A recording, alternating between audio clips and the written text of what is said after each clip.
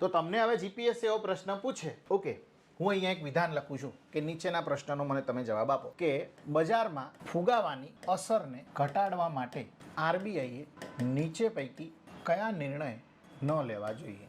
ચાલો અહીંયા હું પ્રશ્ન લખું છું, વિધાન લખું છું. પહેલું વિધાન છે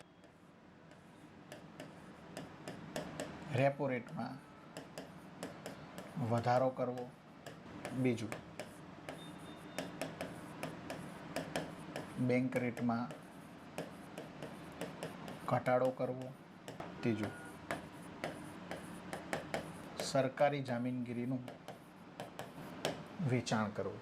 હવે હું અહીંયા વિકલ્પો લખું છું, તમારે મને જવાબ આપવાનો છે. ઓકે, ઓપ્શન એ માત્ર 1, ઓપ્શન બી માત્ર 1 અને 2, ઓપ્શન સી માત્ર 2 અને 3, ઓપ્શન ડી માત્ર 1 અને 3. ચાલો, મેં અહીંયા પ્રશ્ન પહેલાં તો વાંચો, આખો પ્રશ્ન વાંચો પહેલાં તો, કે બજારમાં ફુગાવાની અસરને ઘટાડવા, મતલબ અહીંયા મોંઘવારી ઘટાડવાની વાત કરી છે. મોંઘવારી ઘટાડવાની વાત કરી છે. મોંઘવારી ઘટાડવા માટે આરબીઆઈએ નીચે પૈકી કયા નિર્ણય ન લેવા જોઈએ.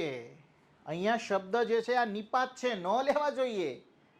હને આરબીઆઈએ કેમ આ નિર્ણય જે છે ન લેવા જોઈએ, નિર્ણય ન લેવા જોઈએ, ન લેવો જોઈએ. તો અહીંયા માત્ર 2 જવાબ આવે છે. કયો ન લેવો જોઈએ? તો અહીંયા માત્ર 2 જવાબ આવે છે, ઓપ્શનમાં છે જ નહીં.